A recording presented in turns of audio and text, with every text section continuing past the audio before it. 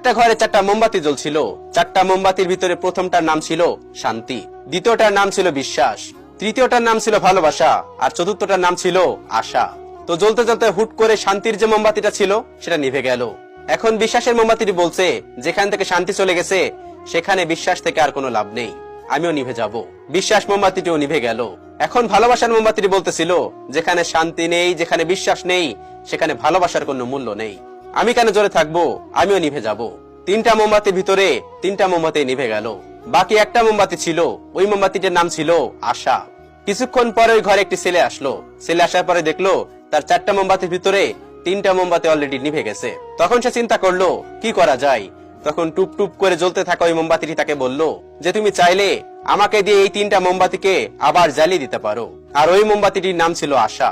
তো ওই ছেলেটি ওই আশা নামের মোমবাতিটি দিয়ে শান্তি, বিশ্বাস ও ভালোবাসা 3টা মোমবাতি জ্বালিয়ে দিল। তো এই গল্প থেকে আমরা কি শিখলাম? জীবনে শান্তি থাকবে না, জীবনে বিশ্বাস থাকবে না, ভালোবাসাও থাকবে না, কিন্তু কখনো আশা ছাড়া যাবে না। এই আশার দৌড় অনেক দূর পর্যন্ত। এই আশা দিয়ে আপনি অনেক কিছুই করতে পারবেন। কখনো আপনি আশা ছাড়বেন না। কি হয়েছে, কি হবে আর কি হয়েছিল এগুলো কখনো চিন্তা করা যাবে না। জীবন থেকে আশা কখনো ছাড়া যাবে না। আল্লাহ তাআলা আমাদের সকলকে বোঝার তৌফিক দান করুন, আমিন।